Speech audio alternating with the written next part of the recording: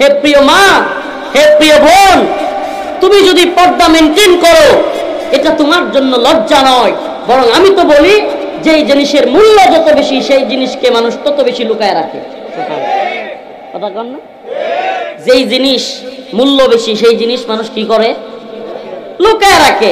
আর যেই জিনিস মূল্যহীন সেই জিনিসকে মানুষ, আপনি দেখবেন বাজারের সবচাইতে দামি পোশাকটা বড় বড় যেই সমস্ত মার্কেটগুলো আছে সেগুলোর ভিতরে ঢুইকা তারপরে আনতে হয়, ঠিক কি ঠিক না? আর কম দামি জিনিস কিনবেন, কোথায় যাওয়া যায়? ফুটপাতে। মশা মাছি বসতেছে, ধুলাবালি উঠতেছে, এই অবস্থায় কম দামি জিনিসগুলো নিয়ে আসা যায়।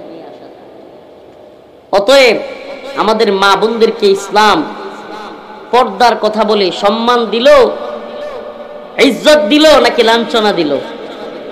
সুবহানাল্লাহ কয় না? ইজ্জত দিল। ও মা, ও বোন, তোমাদেরকে উদ্দেশ্য করে বলি, আজকের প্রোগ্রামটাও তোমাদেরকে নিয়ে, তোমাদেরকে উদ্দেশ্য করে বলি, তুমি নিজেকে যতদিন তোমার সম্ভ্রম রক্ষা করতে পারলা, যতদিন, আজকের অডিয়েন্স আপনারা না, অডিয়েন্স মহিলারা, অতএব কথাগুলো তাদের উদ্দেশ্যে, যতদিন তুমি তোমাকে আবৃত রাখতে পারলা, যতদিন তুমি তোমার সতীত্বকে টিকায় রাখতে পারলা, ততদিন তোমার মূল্য আছে। বিশ্বাস করো, তুমি তোমার নিজের যৌবনকে, নিজের সতীত্বকে কারো কাছে বিকিয়ে দিলে এই সমাজ তোমাকে কখনো মূল্য করবে না, মূল্য দিবে না। এজন্য আমার আপনার রব্বে কাবা নারীদেরকে যে সম্মান দিয়েছেন, এই সম্মানকে তথাকথিত নারীবাদীরা ইউসিকুমুল্লাহু ফি আওলাদিকুম লিযযাকারি মিসলু হাযযিল উনসায়াইন, এই আয়াতে যে আল্লাহ বলছে সম্পত্তির ক্ষেত্রে নারীরা অর্ধেক, ছেলের অর্ধেক, এই আয়াতটাকে পুঁজি কইরা এই তথাকথিত নারীবাদীরা, নারী না এটারে কয় নারীবাদী, এরা আমাদের মা বোনদেরকে অবজ্ঞা করা হয়, আমাদের মা বোনদেরকে বুঝাইতে চায় যে ইসলাম নারীদেরকে ছোট করেছে। নাউজুবিল্লাহ বলেন। আপনি কি জানেন এই পৃথিবীতে নারীদেরকে পশ্চিমারা যতটা ছোট করে তার চাইতে পৃথিবীর কেউ নারীদেরকে ছোট করে না। এর একটা উদাহরণ দিয়ে আপনারা বুঝবেন। আচ্ছা বলেন, পুরো পৃথিবীতে, আল্লাহ মাফ করুক কথাটা, ফর্নোগ্রাফির যে ইন্ডাস্ট্রি, এটা কারা চালায়? এই পশ্চিম, এই ভণ্ডগুলোই এই ইন্ডাস্ট্রিকে চালায়। মিলিয়ন বিলিয়ন বিলিয়ন ডলার তাদের এটাতে আর্থিক ফায়দা নেয় এখান থেকে। আমাকে বলেন, আমাদের নারীদেরকে এরা কি সম্মানিত করেছে নাকি বেইজ্জতি করেছে? সবচেয়ে এর চাইতে বড় বেইজ্জতি হতে পারে না।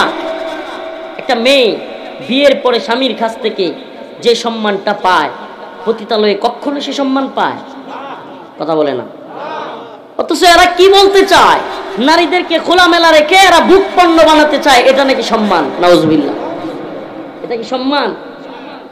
এরা আমাদেরকে সম্মানের কনসেপ্ট তৈরি করছে। আমি আর মনে হয় অল্প সময় আপনাদের 10 থেকে 12 এর মধ্যে 5-6 মিনিট থাকতে পারবো, কারণ আমার ফ্লাইটটা ধরতেই হবে, অনেক বড়রা সেখানে আছেন। তো আমি শুধু আপনাদের কাছে আমার মা বোনদের উদ্দেশ্যে বলতে চাই, এই পশ্চিম হঠাৎ করে মনে করেন এরা চিন্তা করলো যে পুরো পৃথিবীতে যেহেতু বুকবাদী, পশ্চিমারা সবচেয়ে বড় বুকবাদী হলো পশ্চিম, এই পুঁজিবাদী সমাজ ব্যবস্থা, পুঁজিবাদী বিশ্ব ব্যবস্থা তৈরি করছে এরা। এটা থেকে এরা দেখলো যে হারি পুরুষ মানুষ শুধু সিগারেট খায়, যদি মহিলারাও সবাই সিগারেট খাইতো তাইলে সিগারেটের বাজারটা আরো কি হইতো, বুঝেন? এই যে পুঁজিবাদীদের, মিলিয়নার বিলিয়নারদের, এই পুঁজিবাদী ব্যবসায়ীদের লালসা চলে আসলো, আরে খালি সিগারেটটা পুরুষরা খায়, মহিলারাও যদি খাইতো। এখন কি করছে? এদের মাথায় আইডিয়া আসছে, এটার জন্য তো প্রচার দরকার আছে। প্রচারটা কিভাবে করতে হবে?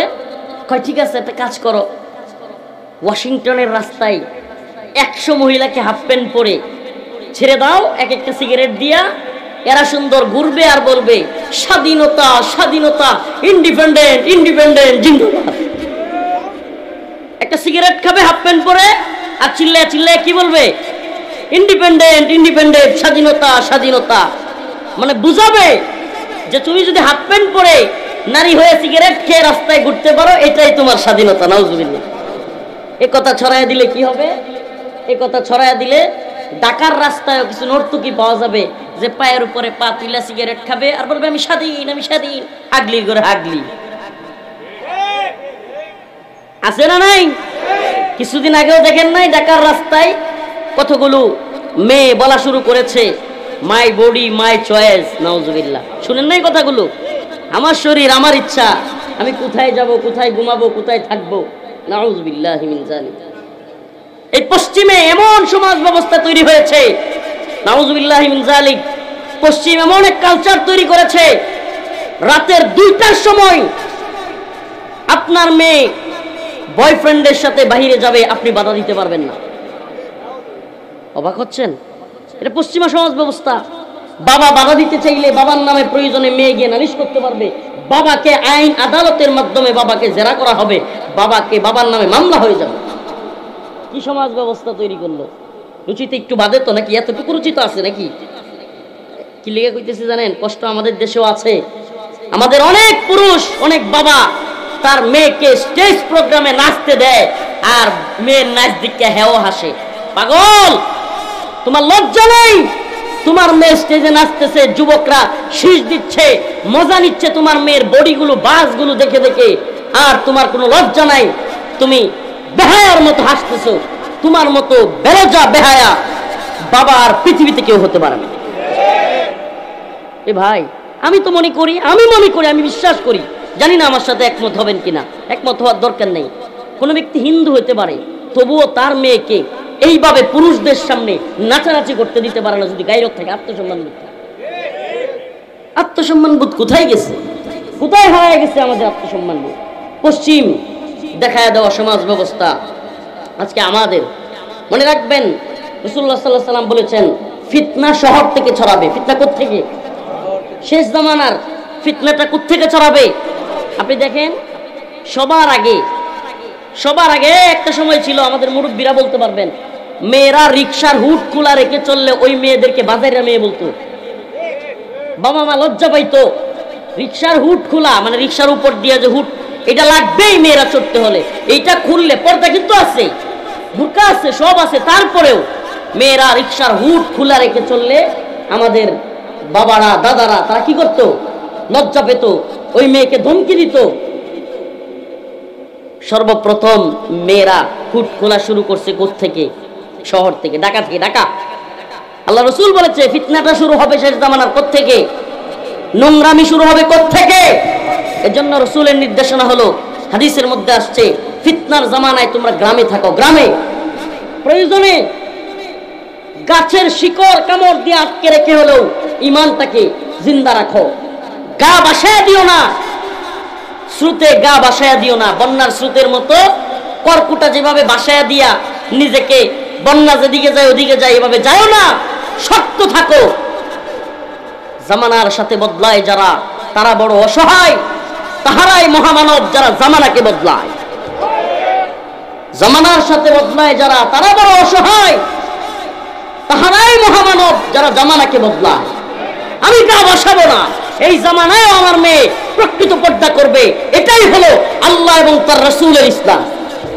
আর জামানার সাথে বদলায় দিবেন নিজেকে। জামানা কইতেছে মেয়েরে প্যান্ট পরাইতে হইব। প্রথম প্যান্ট পরা শুরু হয়েছে কোত্থেকে? মেয়েদের শহর থেকে। এই প্যান্ট আস্তে আস্তে বিভাগীয় শহরে গিয়েছে, আস্তে আস্তে জেলা শহরে গিয়েছে। এখন একটা গ্রামেও মাঝে মাঝে মেয়েদেরকে প্যান্ট পরতে দেখা যায়। প্যান্ট বাদ দেন, এখন শুরু হয়েছে মেয়েদের টাইট ফিট জামা, গেঞ্জি পরা। যেই জামা পরার পর মনে হয় জামা না থাকেও যা, থাকেও থা। আস্তাগফিরুল্লাহ। আপনার কি মনে হয় গায়ে লাগতেছে কথাগুলো? কষ্ট পাচ্ছেন? কষ্ট পাচ্ছেন? আমাদেরকে যদি কেউ মুহাম্মদ আরবি সাল্লাল্লাহু আলাইহি ওয়াসাল্লামের 1450 বছর আগের ইসলাম প্রচারের কারণে, ইসলামের কথা বলবার কারণে ধর্মান্ধ বলে, মৌলবাদী বলে, আমি বলবো ভাই তুই বলতে থাক, কিন্তু আমরা সেই আরবের ইসলাম, মুহাম্মদে আরবের ইসলামই পালন করব। এই লালনবাদী, মজিদবাদী, ফরহাদ মাযহারের ইসলাম আমরা পালন করব না। আমরা ইসলাম পালন করি মুহাম্মদে আরবি সাল্লাল্লাহু আলাইহি সাল্লাম। আমরা জানি, আমরা বিশ্বাস করি, পৃথিবী যদি আবার সেই মুহাম্মদ আরবির ইসলামে চলে যায়, সারা পৃথিবীতে ইনসাফ প্রতিষ্ঠিত হয়ে যাবে। ঠিক কি ঠিক না? আকারনা ফি বুয়ুতিকুন ওয়ালা তাবাররাজনা তাবাররুজাল জাহিলিয়াতিল উলা। ও আমার মা, ও আমার বোন, তোমার কাছে আসা যে পেট শত শত যুবক দেখেছে, সেই পেট থেকে আব্দুল কাদের জিলানী আসবে না। যে পেট শত শত পুরুষ দেখেছে, সেই পেট থেকে শাহজালাল মুজাররাদে ইয়ামানি আসবে না। যে পেট লক্ষ লক্ষ নয়, হাজার হাজার নয়, এমন পেট হয়েছে যে তোমাকে সারা দেশের মানুষ দেখে, তুমি অনলাইনে তোমার পেট দেখায় বেড়াও, সেই পেট থেকে ইয়াহইয়া সিনওয়ার আসবে না। মুজাহিদ তৈরি হবে, যুগের জামানার মুজাদ্দিদ তৈরি হবে। হেমা হেব তোমার পেট থেকে, যদি তুমি তোমার পেটকে কোন পুরুষকে না দেখাও। দেখেন না, আমরা আমাদের ওয়াইফকে প্রেগন্যান্সির সময় নিয়ে যাবো একটা হসপিটালে, মহিলা ডাক্তারই পাই না খুঁজা। হায় হায়, এই নারী উন্নয়ন, এই নারীদের সবক, নারী শিক্ষা। মহিলা ডাক্তার পাওয়া যায় না। মহিলা ডাক্তার ইনজেকশন করবে অপুষ করার জন্য, মানে শরীরকে দুর্বল করে দেওয়ার জন্য, যাতে ইনজেকশনের প্রভাব, মানে কাটা ছেঁড়ার প্রভাব না পড়ে, এই জন্য যে ইনজেকশনটা, এটা করার জন্য মহিলা ডাক্তারই পাওয়া যায় না। শেষ পর্যন্ত আমার আহলিয়া কেউ ময়মনসিংহে এ করতে হয়েছে, মহিলা ডাক্তার খুঁজতে খুঁজতে এক দুইজন যাওয়া আছে, আসে না রাতের বেলায়। তো এই হালত, তো আমাদের মা বোনদের পড়ালেখার উন্নতি কোথায় হচ্ছে? কোথায় পড়াশোনার উন্নতি হচ্ছে? গার্মেন্টস, সোয়েটার ফ্যাক্টরিগুলোতে আমাদের মা বোনদেরকে লাঞ্ছিত করা হচ্ছে, অল্প মজুরি দেওয়া হচ্ছে, পুরুষদের সাথে একটা প্রতিযোগিতার সমাজ তৈরি করা হয়েছে। অথচ উচিত ছিল এখানে আমাদের মা বোনদের জন্য আলাদা কাজের জায়গা তৈরি করা, তারা পর্দা মেনটেন করে করতে পারবে। আজকে এই গার্মেন্টস, সোয়েটার ফ্যাক্টরিগুলি এলাকাতে নারী পুরুষের অবাধে মেলামেশার জায়গা তৈরি হয়েছে। এমনও কি আমরা শুনি, নারী পুরুষ একসাথে থাকতেছে বিয়ে ছাড়া। আমাদের কানে এমনও নিউজ যায়, নাউজুবিল্লাহ। তো এই কাজগুলো আপনারা যারা এই সমাজে থাকেন তারা অবশ্যই জানেন, এই কাজগুলো বন্ধ করতে হলে আমাদের সমাজকে, আমাদের সমাজের স্রোতের সাথে গা ভাসায় দিলে হবে। কথা বলেন, হবে? কাউকে কাউকে অবশ্যই অবশ্যই কঠোর হতে হবে, কঠিন থাকতে হবে, ইস্পাত কঠিন মনোবল রাখতে হবে যে হ্যাঁ, এই জামানায় পর্দা মেনটেন করা সম্ভব। আমি গার্মেন্টস সোয়েটারের মালিকদেরকে বলতে চাই, আপনারা একটা নিউ ভার্সন তৈরি করেন, যেখানে মহিলারা আলাদা চাকরি করবে, পুরুষরা আলাদা চাকরি করবে, মহিলাদের জন্য মহিলা সুপারভাইজার থাকবে, মহিলা ইনচার্জ থাকবে, সবকিছু আলাদা থাকবে। মহিলা মাদ্রাসা, এই সমস্ত মাদ্রাসাগুলোতেও, স্কুলগুলোতেও এমন অবস্থান চালু করেন যে পড়াশোনা মেয়েরা পড়াবে। কি সমস্যা এতে? কি সমস্যা? কিন্তু কি করলেন? পর্দার নাম নাই, কোনো কিছুর নাম নাই। মেয়ে, মহিলা, পুরুষ একসাথে চাকরি করতেছে, একটা আরেকটার টিপ্পনি দিতেছে, প্রেম হচ্ছে, নারী পুরুষের অবাধে মেলামেশা হচ্ছে, পরকীয়া হচ্ছে, সমাজ ব্যবস্থা ধ্বংস হচ্ছে, রাষ্ট্র ব্যবস্থা ধ্বংস হচ্ছে। মনে রাখবেন, ইতিহাস সাক্ষী, সেই সমাজ, যে সমাজ যত বেশি নিজেদের যৌনাঙ্গকে, নিজেদের যৌন চাহিদাকে সুন্দরভাবে মেনটেন করতে পারছে, সেই সমাজ, সেই রাষ্ট্র তত বেশি উন্নতি করতে পারছে। আর যে সমাজে যৌন চাহিদাটাকে যত বেশি নোংরাভাবে উপস্থাপন করছে, এরা তত বেশি পিছিয়ে গেছে, এরা তত বেশি বর্বর হয়েছে। এদের মেয়েদেরকে নিয়ে মারামারি, খুনাখুনি লেগেই আছে। আপনি অনেক খুনের ঘটনা শুনবেন, মেয়ে সংগঠিত। অতএব আল্লাহ পাক আমাদের সবাইকে, আমাদের মেয়েদেরকে, আমাদের মা বোনদেরকে পর্দা মেনটেন করে চলবার তৌফিক দান করুক। আমরা যেন দায়ুস না হয়ে যাই। দায়ুস জান্নাতে যাবে না। দায়ুস কোথায় যাবে না? আর দায়ুস কারা? যার মেয়ে, যার স্ত্রী, যার বোন, তার অধীনস্থ বোন, স্ত্রী, মেয়ে পর্দা মেনটেন করে না, পুরুষের সাথে মিলামেশা করে, আর এতে তার কোনো আপত্তিও নাই, সে দমকও দেয় না, শাসনও করে না, এ ব্যক্তি দায়ুস, এ জান্নাতে যাবে না। রাসূলের ঘোষণায় কোথায় যাবে না? দায়ুস। আমরা যেন নিজেকে দায়ুস হিসেবে আবির্ভাব না ঘটাই। আল্লাহ তাআলা আমাদের সবাইকে প্রকৃত ইসলাম পালন করার। আরে বড়া, এতে বিমান পাবো না তো? ক্লিয়ার আছে একটু? আরে হাগল রে, আমি তো জানি একটু। আমি বুঝছি রে ভাই, আমার কিচ্ছু করার নাই। তুই বুঝতেছ না, রিস্ক নেওয়া যাবে না। পরে ভিতরে যে ইমিগ্রেশন আছে ঢুকতেই দেয় না, কোনো রিকোয়েস্ট।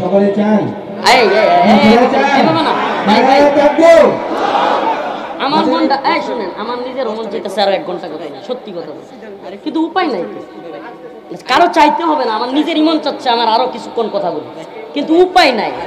শুনেন, রাজশাহী নওগাঁ প্রোগ্রাম সাখাওয়াত শাহ হুজুর ফোন দিছে, উনি বসে আছে, হুজুরও যাবে, আরো অনেক আলোচকরা আছেন। এখন আমি যদি ফ্লাইটটা মিস করি, অনেক বড়দের কাছে আপনি শুনেন, ইনশাআল্লাহ নেক্সট টাইম আবারও দেখা হবে। দয়া করে আপনারা যদি এখন আবদার করেন কথা বলার, আমি ফ্লাইটটা মিস করি, আপনারা ঢাকা শহরের রাস্তার অবস্থা জানেন, কোনো গ্যারেন্টি ওয়ারেন্টি নেই। একটু সময় নিয়ে না বের হইলে, সময় তো নাই, 3:30টার মধ্যে ঢুকতে হলে 1 ঘন্টা 12 মিনিট, এখান থেকে এয়ারপোর্ট যাইতে হবে ওই বাইপাস ঘুরে গাজীপুর ঘুরে। তারপর আমি মা বোনদের উদ্দেশ্যে কয়েকটা কথা বললাম, আপনাদেরকেও কয়েকটা কথা বললাম, যে আমরা যেন দায়ুস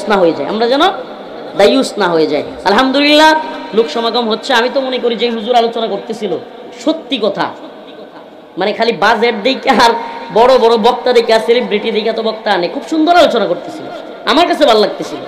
অনেক দেশের তথাকথিত ভাইরাল বক্তার চাইতে এই সমস্ত আলোচকদের আলোচনাগুলো মানুষের শোনা দরকার, লাইমলাইটে আসা দরকার।